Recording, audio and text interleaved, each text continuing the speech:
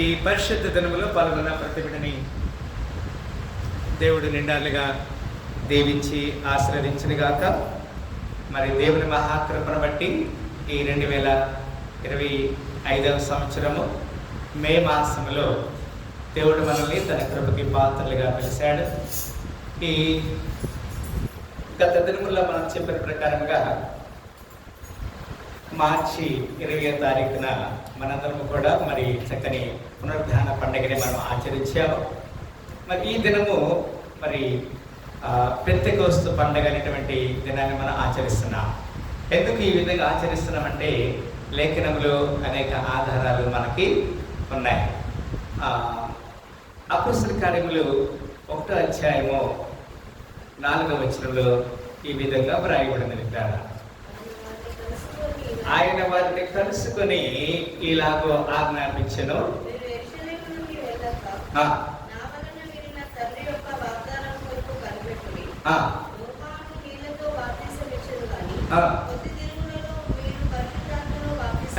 అది దేవుడు ఇచ్చినటువంటి వాగ్దానము. మీరు నా వలన వినిన దాని కొరకు మీరు కనిపెట్టుకొని ఉండాలని చెప్పాడు. పిల్లరా, యోహాను మీకు నీళ్లతో బాప్తిసం ఇచ్చాడు, కానీ మరి నా వెనక వచ్చేవాడు, లేకపోతే మరి పరిశుద్ధాత్మలో మీరు బాప్తిసం పొందుతారు అనే మాటని ఆ రోజు కూడా జాన్ ద బాప్టిస్ట్ తెలియజేశాడు. ఇక్కడే ఈ 1వ అధ్యాయము 3వ వచనంలో కూడా ఒక మాట కూడా మనం చూడగలుగుతున్నాము. ప్రియులారా, 3వ వచనం, ఆయన శ్రమ పడిన తర్వాత 40 దినముల వరకు వారికి అగపడుచు దేవుని రాజ్య విషయముల గురించి బోధించుచు. ఇది దేవుని యొక్క ప్రణాళిక. పిల్లరా, ఆయన 40 దినముల వరకు ఆయన చనిపోయి పునరుద్ధారణై తిరిగి లేచాడు. ఇది లేఖనంలో దేవుడు మనకి ఇచ్చినటువంటి చక్కని ఎవిడెన్స్ కదా. ఈ వాగ్దానాన్ని మీరు కనిపెట్టుకొని చూడండి, మీరందరూ కూడా పరిశుద్ధాత్మ అనేటువంటి వరాన్ని మీరు పొందుకుంటారని లేఖనంలో మనం చూడగలిగినా. అదే లేఖనము ఇంతకుముందు మనం చదివాం పిల్లరా కదా. ఆ తర్వాత యేసుక్రీస్తు వారు తన యొక్క ఉద్దేశాన్ని ఏ విధంగా బయలుపరుస్తున్నాడనే మాట మనం చూసినప్పుడు ఈ రోజున పెంతెకోస్తు పండుగ అనే దాన్ని ఒక రుజువు ఉన్నది పిల్లరా. ఏమిటా రుజువు? మనం చూస్తున్నా అపొస్తలుల కార్యములు 2వ అధ్యాయము 1వ వచనం నుంచి ఆ మాటలు మనం చదువుతున్నాం పిల్లరా. పెంతెకోస్తు పండుగ దినం వచ్చినప్పుడు అందరూ ఒక చోట కూర్చోండి. ఇది this is nothing but we just can gather together or else one accord. English లో ఆ మాట రాయబడింది. they were all with one accord in one place. అంటే ఒకే మనసుతో ఒకే ఆత్మతో దేవుని సన్నిధిలో వారు జాయిన్ అయ్యారు, గ్యాదర్ అయ్యారు. మేబీ ఈవినింగ్ టైంలో మనందరం కూడా ప్రపంచం వరకు ప్రార్థన చేసే కొన్ని అంశాల గురించి ప్రార్థన చేస్తాం, మేబీ ఇన్ ద ఈవినింగ్. అయితే సంఘంగా ఉన్నటువంటి మనము ఈ యొక్క ప్రణాళికను మనం కలిగి ఉండాలి. పెంతెకోస్తు పండుగ దినం వచ్చినప్పుడు అందరూ ఒక చోట కూర్చోండి. అప్పుడు వేగముగా వీచు బలమైన గాలి వంటి ఒక ధ్వని ఆకాశం నుండి అకస్మాత్తుగా వారు కూర్చుని ఇల్లంతయు నిండెను. మరియు అగ్నిజ్వాల వంటి నాలుకలు విగారించబడినట్లు రాలగా 4వ వచనం అందరూ గమనించండి. అపొస్తలుల కార్యములు 2వ అధ్యాయము 4వ వచనం ఈ విధంగా వ్రాయబడినది. అందరూ పరిశుద్ధాత్మతో నిండిన వారై ఆ ఆత్మ వారికి వాక్శక్తి అనుగ్రహించినది. ఏ భాషతో మాట్లాడారు?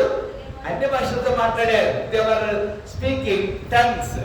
టంగ్స్ అంటే మనము అన్ని భాష అంటే నాకు తెలియని భాష నీవు మాట్లాడటము, నీకు తెలియని భాష నేను మాట్లాడటము, లేకపోతే ఒకరికొకరు అర్థం కాని భాషల్లో మాట్లాడేదాన్ని దాన్ని ఏమంటారంటే అన్య భాషలు అనే మాట మనం లేఖనంలో చూడగలుగుతున్నాము పిల్లరా. ఈ అన్య భాషలో మాట్లాడాలంటే అది మనుషులతో అయ్యేది కాదు. ఇది ఎట్లా అవుతుంది? ఇది దేవుని యొక్క సహాయం ద్వారానే. బికాస్ అక్కడ they are gathering one accord. ఒకే మనసుతో వారందరూ కూడా కలిసి దేవుని ఆరాధన చేశారనే సత్యాన్ని దేవునికి లేఖనంలో మనం చూడగలిగినాం. ఇక్కడ అనేక విషయాలు ఆ వాక్యం గురించి మనం చూస్తున్నాం. 1వ అధ్యాయము అపొస్తలుల కార్యములు 1వ అధ్యాయము 5వ వచనంలో ఈ విధంగా వ్రాయబడినది. 1వ అధ్యాయము 5వ వచనంలో యోహాను నీళ్లతో బాప్తిసం ఇచ్చాడు కానీ రైట్, ఇది దేవుడు మనకి ఇచ్చిన వాగ్దానం లేరా. యోహాను మీకు నీళ్లలో బాప్తిసం ఇచ్చాడు కానీ కొద్ది దినములలో మీరు ఆ దేంట్లో బాప్తిసం పొందారు? పరిశుద్ధాత్మలో బాప్తిసం పొందారు. What does it mean? పరిశుద్ధాత్మ అంటే ఏంటి? What is the is it can anybody get? అందరూ దీన్ని పొందుకుంటారా? నో, ఇది అందరికీ సాధ్యం కాదు. పరిశుద్ధ జీవితం జీవించాలి, పరిపూర్ణంగా ఉండాలి, యథార్థంగా ఉండాలి, మాటలు, క్రమములు, క్రియలు దేవుని చిత్తాన్ని జరిగించాలి. Then only the Spirit of God will come down upon you. నీ మీదకి పరిశుద్ధాత్మ దేవుడు వస్తాడు, దిగుతాడనే మాటని చూడగలుగుతున్నా. అక్కడే 4:8 విధంగా రాయబడినది. 4వ అధ్యాయము 8వ వచనంలో అపొస్తలుల కార్యములు 4వ అధ్యాయం 8వ వచనం తర్వాత తీయండి. పేతురు పరిశుద్ధాత్మతో నిండిన వాడై ఇట్లనెను. గమనించండి, ఇక్కడ ఒక మాట చెప్తున్నాడు. ఆయన పరిశుద్ధాత్మతో నింపబడి ఉన్నాడు. ఎప్పుడు పరిశుద్ధాత్మతో నింపబడతారు? when we are living holy, when we are leading holy life. పరిశుద్ధంగా జీవించాలి, పరిశుద్ధ జీవితాన్ని జీవించాలి, నడిపించాలి. then the spirit come upon you. పరిశుద్ధాత్ముడు కదండి, నీ మీదకే పరిశుద్ధాత్మ దేవుడు మరి వస్తాడనే మాట ఇక్కడ లేఖనం మనం చూడగలుగుతున్నా. అపొస్తలుల కార్యములు 6వ అధ్యాయంలో ఈ విధంగా వ్రాయబడింది. 6వ అధ్యాయము 5వ వచనంలో అక్కడ ఏమన్నాడు? ఈ మాట జనసమూహం అతనికి ఇష్టమైనందున వారు విశ్వాసముతోను పరిశుద్ధాత్మతో నిండిన వారై స్తెఫెను, ఫిలిప్పు, ప్రొకోరు, నికానోరు, తిమోను, పర్మేనాసు అనువారు యూదుల మత ప్రవిష్టులను right, they are very much gather for one accord. ఒకే ఉద్దేశంతో వారు గ్యాదర్ అయ్యారు కదండి. ఒక 7 దాదాపు ఇక్కడ ఎంతమంది ఉన్నారు? స్టెఫెను, ఫిలిప్పు, ప్రొకోరు, నికానోరు, తిమోను, పర్మేనాసు, యూదుల మత ప్రవేశుడు అంతియోకయ్యారు. వాడు ఎంతమంది? మొత్తం 7 ఉన్నారు కదండి. There are 7 members. They are gathering for the purpose. ఒక ఉద్దేశంతో దేవుడు వారిని గ్యాదర్ చేశాడు. ఈ ఉదయకాల సమయంలో కూడా మనందరము దేవుని సన్నిధిలో గ్యాదర్ అయ్యామంటే అది దేవుని యొక్క ఉద్దేశం అని మనం గుర్తెరగాలిపోయారు. అక్కడే 8వ వచనంలో ఒక మాట చూస్తున్నాం. అక్కడ 8వ వచనం, స్టెఫెను కృపతోను బలముతోను నిండిన వాడై ప్రజల మధ్య మహత్ కార్యములను గమనించా. స్టెఫెను పరిశుద్ధాత్మతో నిండిననే మాటని మనం చూడగలుగుతున్నాం. పరిశుద్ధాత్మతో నిండపడటము, నిండుకొనడం అనే మాట మనం చూసినట్లయితే మరి దేవుడు వారందరినీ కూడా ఆది అపోస్తలుల సంఘములో అపోస్తలుల మీద తనక పరిశుద్ధాత్మని వారి మీదకి కుమ్మరించాడు అనే మాటను మనము చూడగలుగుతున్నాం ద్వారా. అక్కడ 7వ అధ్యాయము 55వ వచనంలో ఈ మాట రాయబడింది. అపొస్తలుల కార్యములు 7వ అధ్యాయము 55వ వచనంలో చూసి అయితే అతని పరిశుద్ధాత్మతో నిండుకున్న వాడి ఆకాశం వైపు తేరి చూసి దేవుని మహిమను యేసు దేవుని కుడి పార్శ్వమందు నిలిచుండగా చూసి అంటాడు. చూసారు కదా, ఇది ఎంత సందర్భమో. వాస్తవానికి ఈ ఇన్సిడెంట్ మనకి తెలుసు. ఈ ఇన్సిడెంట్ ఏంటంటే స్టెఫెన్ని రాళ్ళతో కొట్టి చంపుతున్నారు. He is going to die very soon. చాలా త్వరగా ఆయన చనిపోబోతున్నాడు. ఇన్ దట్ పర్టికులర్ మూమెంట్ ఆయన అంటున్నాడు కదా, అయితే అతడు పరిశుద్ధాత్మతో నిండుకున్న వాడై ఆకాశం వైపు తేరి చూసి దేవుని మహిమను యేసు దేవుని కుడి పార్శ్వమందు నిలిచి చూచి. ఇలా గమనించండి, పరిశుద్ధాత్మ సహవాసం అంటే దేవుడు మనల్ని తనకి నిత్యరాజ్యానికి వారసులు చేస్తాడు. అక్కడ 9వ అధ్యాయము 17వ వచనం రాయబడినది. 9వ అధ్యాయము 17వ వచనం అపొస్తలుల కార్యములు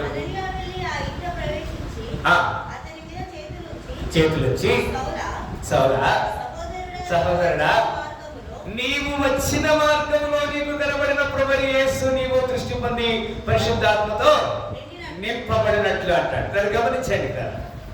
ఇక్కడ ఒక చక్కని మాట. వాస్తవానికి సౌలు దేవుని సంఘాన్ని హింసిస్తా ఉన్నాడు, బాధపడతా ఉన్నాడు. అతను మరి యెరూషలేము నుంచి ఆ యొక్క మరి దమస్కు మార్గంలో ప్రయాణం చేస్తా ఉన్నాడు. ఒక గుర్రం మీద ప్రయాణం చేస్తున్న సమయంలో అతను ఆకాశం నుంచి ఒక దేవుని యొక్క ఆత్మ అతని మీదకి వచ్చింది. అతను ఆ గుర్రం మీద నుంచి కింద పడిపోయాడు. అతని కళ్ళు అంధుడైపోయాడు, దృష్టి పొంది మాంద్యమైపోయింది. అతను కింద పడిపోయి పెద్దగా ఏడుస్తా ఉన్నాడు. ఏమవుతుంది నాకు, ఏమవుతుందని చెప్పేసి ఆయన పరిశాన్ అవుతున్న సమయంలో మరి ఆ దేవుడు ఒక స్వరము అననీయటువంటి ఒక వ్యక్తి తెలియజేస్తుంది.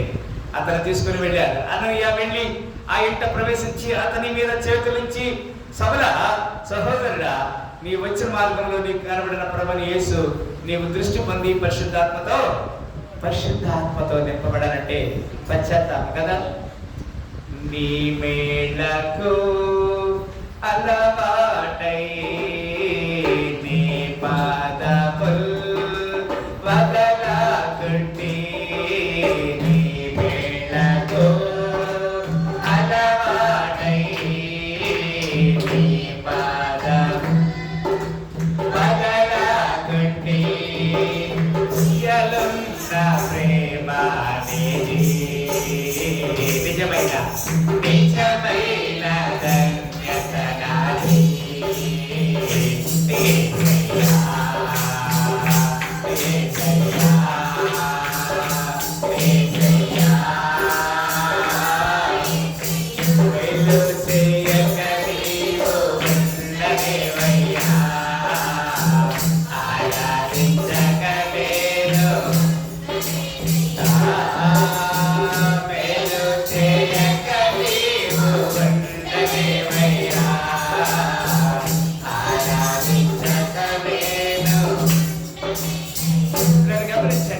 దేవుడు ఎప్పుడు కూడా మనకి మేలు చేయడానికి ఆయన సిద్ధంగా ఉన్నాడు.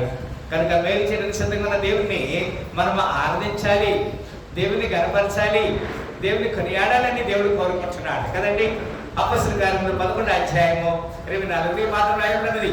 11వ అధ్యాయము 24 ఈ విధంగా రాయబడినది.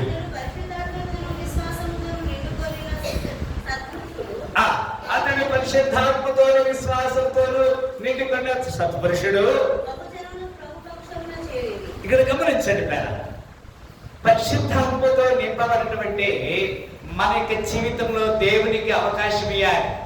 ఫర్ ఎగ్జాంపుల్, మనము పరిశుద్ధంగా జీవిస్తేనే లేదా యథార్థంగా ఉంటేనే మనకు అనేక మంది స్నేహితులు వస్తారు. మనం దురుద్దేశంగా ఉంటే, అవిధేయతగా ఉంటే మనకున్న స్నేహితులు మనము కోల్పోతామని లేఖనంలో చక్కని ఆధారాలు మనం చూడగలుగుతున్నాం. 13వ అధ్యాయము 9వ వచనం విధంగా రాయబడినది. 13వ అధ్యాయము, అందుకు పౌలు అనబడిన సౌలు, అసలుకి ఇతను సౌలుగా ఉన్నాడు. సౌలుగా ఉన్నప్పుడు సంఘాన్ని హింసించాడు. అక్కడ లేఖనంలో మనం చూసినప్పుడు పూర్వము హింసకుడును, దోషకుడును, హానికరుడని చెప్తున్నాడు. His job is such a way. అలాంటి విధముగా తన జీవితం ఉన్నది. ఎప్పుడైతే దేవుని యొక్క ఆత్మ అతను దర్శించిందో, పరిశుద్ధాత్మ మీద ఆవరించిందో, అతను నూతన బలాన్ని పొందుతున్న సందర్భాన్ని మనం చూడగలుగుతున్నాం. అక్కడే 52 కూడా చూడండి. అక్కడే 13వ అధ్యాయంలో 52వ వచనం ఈ విధంగా వ్రాయబడినది. అయితే శిష్యులు ఆనందభరితులై, శిష్యులందరూ కూడా everybody has become very happy and they are filled with the Holy Spirit. వారందరూ కూడా ఆనందభరితులై పరిశుద్ధాత్మతో నింపబడిన సందర్భాన్ని మనం చూడగలుగుతున్నాం. లూకాసు వార్త 1:14 ఈ విధంగా వ్రాయబడినది. లూకాసు వార్త 1వ అధ్యాయము 14వ వచనంలో ఈ విధంగా వ్రాయబడినది. అతడు ప్రభువు దృష్టికి గొప్పవాడై ద్రాక్షారసమునైనను, రైట్, ఇది చాలా ప్రాముఖ్యమైనది. మద్యము తాగటము, లేదా ఇతరుల్ని మరి ధూమపానం చేయటము, ఇతరుని హింసించటము, ఇతరుని వేలు పెట్టి విమర్శించడం ఇది మంచిది కాదు. అది చెప్తున్నాడు. అతడు ప్రభు దృష్టికి గొప్పవాడై.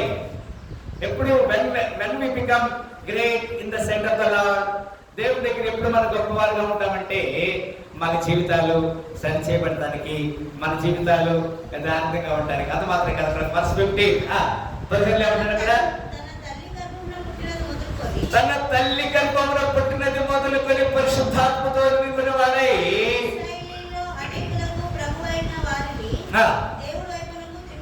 ఎంత చక్కని మాట కదా. ఇశ్రాయేలీయుల్లో అనేకులైన వారిని ప్రభువైన వారి దేవుని వైపునకు తిప్పునని చెప్తున్నాడు. అతను దుష్ట క్రియలు చేయట్లేదు, మరి అపవిత్రత చేయట్లేదు. తన జీవితంలో, శరీరంలో, మనసులో కూడా. అతనే జాన్ ది బాప్టిస్ట్. అతను బాప్తిస్మం ఇచ్చే యోహాను గురించి దేవుని దూత ఒక చక్కని సాక్ష్యాన్ని అక్కడ పలికింది పిల్లారా. అక్కడే 41 వచ్చినప్పుడు చూడండి, verse 41.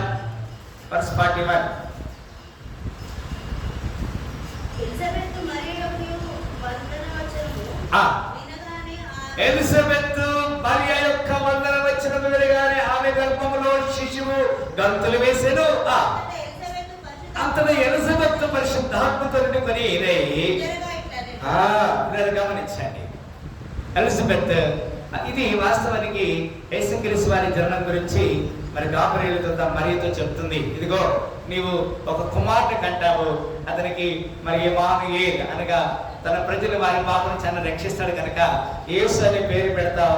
యేసు అనగా రక్షకుడు అని దేవుని యొక్క దూత గాబ్రియేలు దూత మరి మరియతో చెప్పినప్పుడు, ఆ మరియతో చెప్పిన సందర్భంలో చెప్తుంది, ఇదిగో నీ సహోదరుడైనటువంటి మరి ఎలిజబెత్ కూడా మరి ఇప్పుడు 6వ మాసము అని చెప్పింది.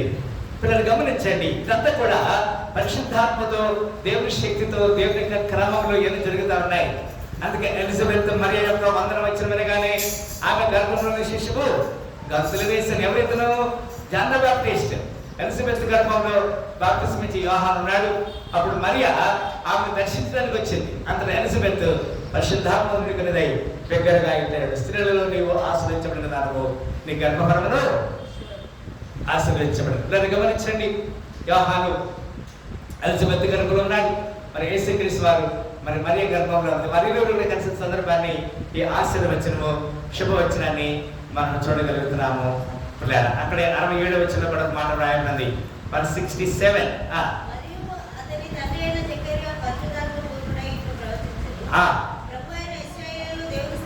ప్రభు అయిన ఇశ్రాయేలు దేవుడు స్తుతించబడును గాక.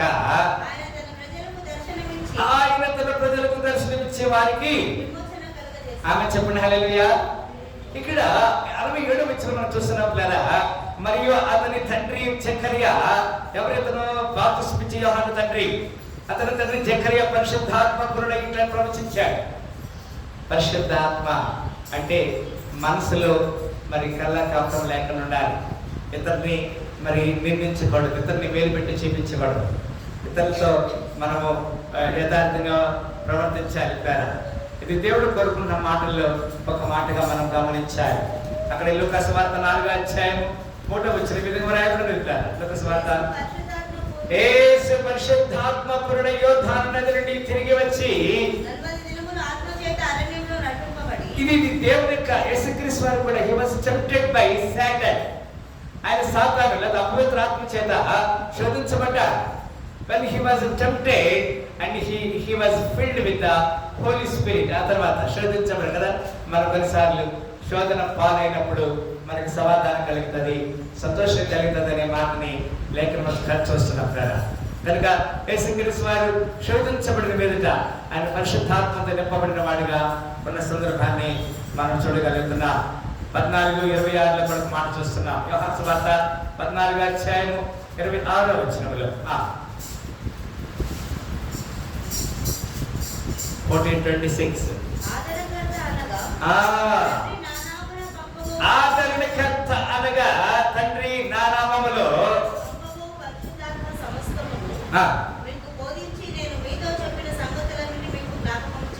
ఇక్కడ ఈ విషయాన్ని మనం గమనించాలి. ఈ యోహాను సువార్త 14వ అధ్యాయము మరి మొట్టమొదటి వచ్చిన కూడా అదే వ్రాయబడి ఉన్నది కదా. ఏమంటాడు ఇక్కడ, మీ హృదయములను కలవరపడ దేవుని యందు విశ్వాసం ఉంచున్నారు, నా యందు విశ్వాసం ఉంచుడి, నా తండ్రి అనేక నివాసములు కలవు, లేనని మీతో చెప్తాను, మీకు సర్వం సిద్ధపరచు. నేను వెళ్ళి 3వ వచనంలో ఏమన్నా అక్కడ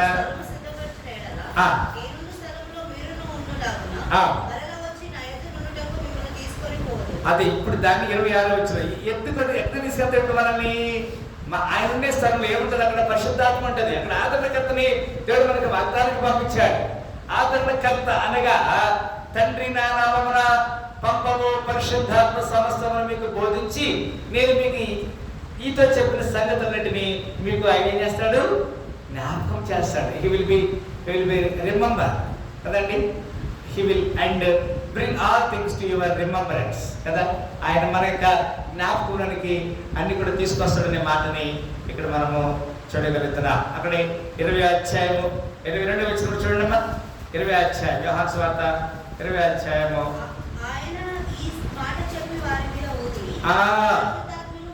ఎంత చక్కని మాట బోధించాం. ఇక్కడ ఏమేమి గమనిస్తే మనము ఫస్ట్ మొట్టమొదటి మనం చూసాము, వారందరూ ఏక మనసుతో, ఒకే మనసు, వన్ ఎకార్డ్, వాళ్ళు కలిసి దేవుని ప్రార్థిస్తున్నారు. అందుమాత్రం కదా వాళ్ళందరిలో ఒకే ఆత్మ పనిచేస్తుంది. ఇక్కడ మనం చూసిన ఆయన ఈ మాట చెప్పి వారి మీద ఊదినప్పుడు పరిశుద్ధాత్మను పొందుడే చెప్పాడు. ఇట్ ఈస్ నాట్ అంటే పరిశుద్ధాత్మ అనేది అంటే కొంతమంది ఏం చెప్తారంటే తండ్రి, కుమారుడు, పరిశుద్ధాత్ముడు మూడు రకాల పోర్ట్ఫోలియోస్, 3 బాధ్యతలు. But the spirit is very unique కదా. తండ్రిని, కుమారుని పరిచయం ఉదాహరణగా మనకు తెలుసు. తండ్రి ఎవరు? ఆయన హి వాస్ ద క్రియేటర్. పరిశుద్ధాత్ముడు ఎవరు? పరిశుద్ధాత్ముడు అంటే యేసుక్రీస్తు వారు బాప్తిస్మం తీసుకున్న సమయంలో పరిశుద్ధాత్మ ఎట్లా వాలిందండి అతని మీద, పావురమలే అతని మీద వరాల సందర్భాన్ని మనం చూస్తున్నాం. ఇప్పుడు పరిశుద్ధాత్ముడు అంటే నిష్కలంకమైనది, మరి మచ్చ లేనిది, మడత లేనిది, డాగు లేనిది, పరిశుద్ధమైనది, ఎలాంటి కపటం లేనిది కదా.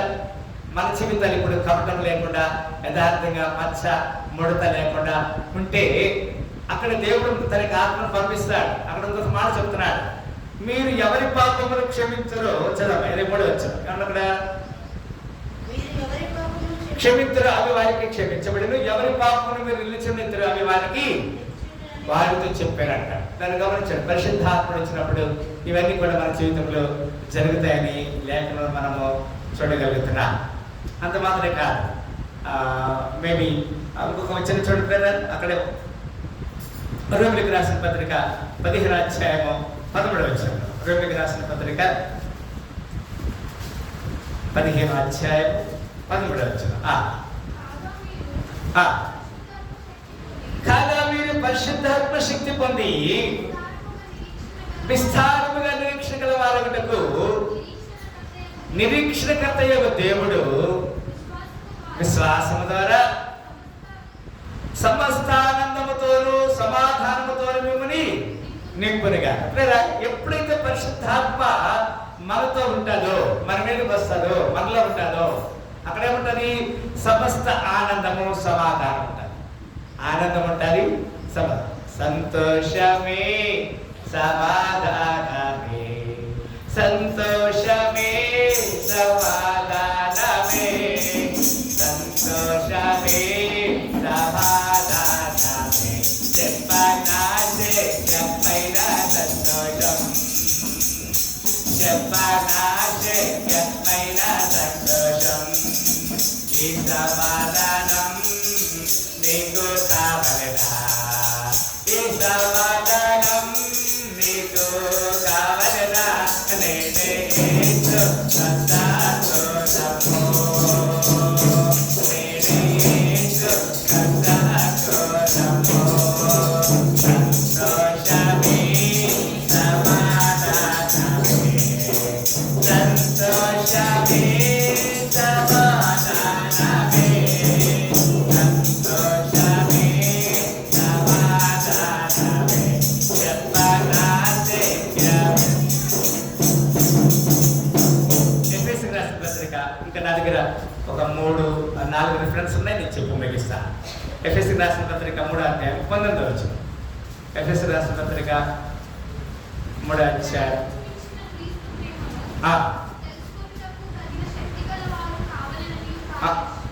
ఇక్కడ గమనించండి. ఇక్కడ లేఖనం ఏం చెప్తుందంటే దేవుడు మనతో మాట్లాడుతున్నాడు. జ్ఞానమునకు మించిన క్రీస్తు ప్రేమను తెలుసుకున్నట్టుకు తగిన శక్తి గల వారు కావాలని ప్రార్థించిన ప్రార్థన ఏం చేస్తుందంటే జ్ఞానమునకు మించిన శక్తి, beyond our limits, beyond our knowledge కదండి. జ్ఞానమునకు మించిన శక్తి గలవారైనందుకు మీ కొరకు నేను ప్రార్థిస్తున్నాను అనే మాటను అక్కడ మనం చూడగలుగుతున్నాం. 5:18 అక్కడే 5వ అధ్యాయము 18వ వచనం కూడా ఈ విధంగా మరియు మత్స్యముతోను మత్తులై ఉండకూడదు, దానిలో దుర్వ్యాపారము కలదు. అయితే ఆత్మపూర్ణై ఉండాలి. ఆత్మపూర్ణైన వారు ఏం చేస్తారు? అది కింద 19వ వచనం రాయబడింది. ఒకరినొకరి కీర్తనతోనూ సంగీతములతోనూ ఆత్మ సంబంధ పాటలతోనూ హెచ్చరించుచు మీ హృదయంలో ప్రభుని గురించి పాడుచు, అది that is the spirit field person. ఆత్మ నింపబడిన వారు ఈ పని చేస్తారు. ఏం చేస్తారు? సంగీతములతోను, కీర్తనతోను, ఆత్మ సంబంధ పాటలతోనే హెచ్చరించుచు మీ హృదయంలో ప్రభుని గురించి కీర్తించాలి, హెచ్చించాలి. That is the reason God chosen us. అందరిని బట్టి దేవుడు మన ఏర్పాటు చేసుకున్నాడు. అపొస్తలుల కార్యం 2:11. తిరిగి మనము అపొస్తలుల కార్యం 2:11 వస్తున్నాం. 2:11.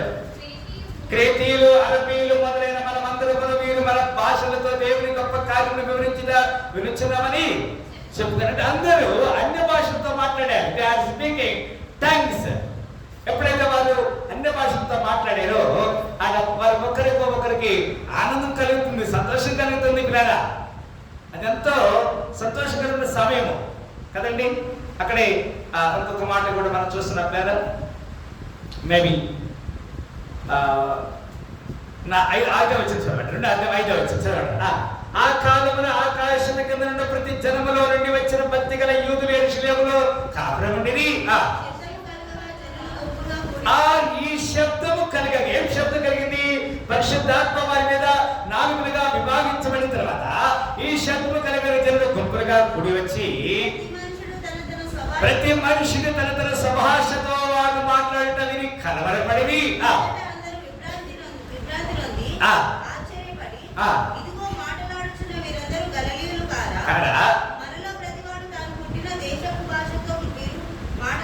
అది గమనించండి. వారి సొంత భాషతో వేరే భాషతో కూడా వారు మాట్లాడుతున్నారు. ఈ ఉదయకాల సమయంలో దేవుడు నిన్ను నన్ను తన చిత్తానికి వారసులు చేయడానికి ఒక ప్రణాళికను చూపించాడు కదా. లాస్ట్ లో ఒక మాట చూడండి. అపొస్తలుల కార్యములు 10:45-46 వచ్చిన అపొస్తలుల కార్యం 10:45.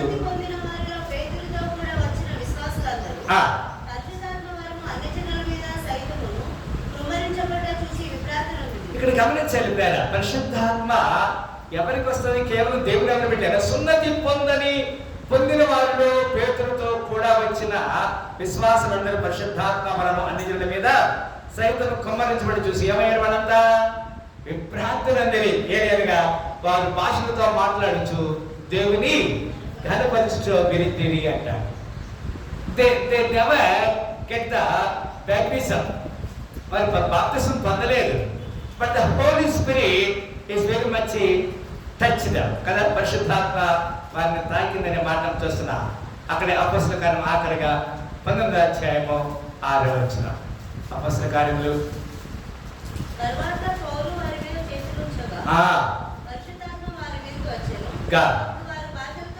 తర్వాత పౌలు వారి మీద చేతులుంచగా పరిశుద్ధాత్మ వారి మీదకి వచ్చిన అప్పుడు వారు భాషలతో మాట్లాడటకు ప్రవచించుటకును మొదలు పెట్టేది. ఇట్లా మరి ఈ సాయంకాలము మరి దేవుని చిత్తమైతే మరి చక్కని ఇంటర్సెసరీ ప్రేయర్ జరుగుతుంది. మనందరూ మొట్టమొదటిగా మన పాపాలను ఒప్పుకోవాలి. మరి మన పాపాలు ఒప్పుకున్నప్పుడు మన మీదకి పరిశుద్ధాత్మ దేవుని యొక్క సన్నిధి మన మీదకి వస్తుంది. పరిశుద్ధాత్మ శక్తి సన్నిధి మన మీదకి వచ్చినప్పుడు మనము మరి పరిశుద్ధాత్మతో భాషలతో మాట్లాడతాము. వలనతో దేవుని యొక్క ఆత్మీయ వలనతో నింపబడతాము. ఇక్కడ చేతులు పెట్టి ప్రార్థన చేసినప్పుడు అంటాడు కదా, సాయంత్రం అందరి మీద మరి ప్రత్యేక ఇక మరి ఒలివల నూనెతో ప్రార్థన మీ అందరికీ ప్రార్థన చేయబడతాయి. కనుక మీరందరూ కూడా సమయం తీసుకొని రావాలని ప్రభువుని కోరుచున్న మన దేవుని చిత్తమైతే మరి వచ్చిన వారికి ఒకవేళ మరి 9 గంటల దాకా కూడా ఉండాలనుకుంటున్నాం. మరి ఒక టీ కూడా బిస్కెట్ కూడా మీ కొరకు ఏర్పాటు చేయబడుతుందని ప్రభువుని తెలియజేస్తున్నాం. మరి మీరందరూ మరి భోజనం అయితే ఉండదు. మరి ఈ విషయాన్ని అందరూ గమనించి కృషి ప్రార్థన చేస్తాం. అందరూ తల చుట్టూ ప్రార్థన చేస్తాం. స్తోత్రములు ప్రేమ గల తండ్రి, మీ అపారమైన మిక్సిన కృపను బట్టి వందనాలు స్తుతులు స్తోత్రం తెలియజేస్తున్నాము. చక్కని లేఖనం ద్వారా మీరు మమ్మల్ని సంధించారు. మాకు ఇప్పటివరకు మీ యొక్క అమూల్యమైన మాటల ద్వారా మీరు మమ్మల్ని హెచ్చరిక చేశారు. మీ సాక్షిని జీవించే కృప దయచేయమని ఇప్పుడు ఇచ్చిన మమ్మల్ని కొంత జ్ఞాపకం చేసుకోండి. మా పక్షంగా మీరు చేసిన ప్రతి మేలు బట్టి వందనాలు స్తుతులు స్తోత్రం తెలియజేస్తూ యేసుక్రీస్తు వారి శక్తి గల నామములో మిక్కిలి వినయం అయ్యా ప్రతి వారి జీవితంలో నెమ్మది సమాధానం దయచేయండి. ఎవరైతే రాలేకపోయినారో అటు వారిని దర్శించండి. ఇక్కడ ఇచ్చి బిడ్డలందరికీ జ్ఞాపకం చేసుకోమని యేసుక్రీస్తు పరిశుద్ధ నామములో ఈ పెంతెకోస్తు దినమున ప్రభా మా జీవితంలో మీరు చేసిన ప్రతి మేలు ఉంటుందని తెలియజేస్తూ వేడుకొని స్తుతించి ప్రార్థన చేస్తున్నాము తండ్రి. హల్లెలూయా. అందరికి వందనాలు. ఈ పెంతెకోస్తు పునరుత్థాన శుభములతో దేవుడు మనందరినీ దీవించి ఆశీర్వదించును గాక. ఆమేన్.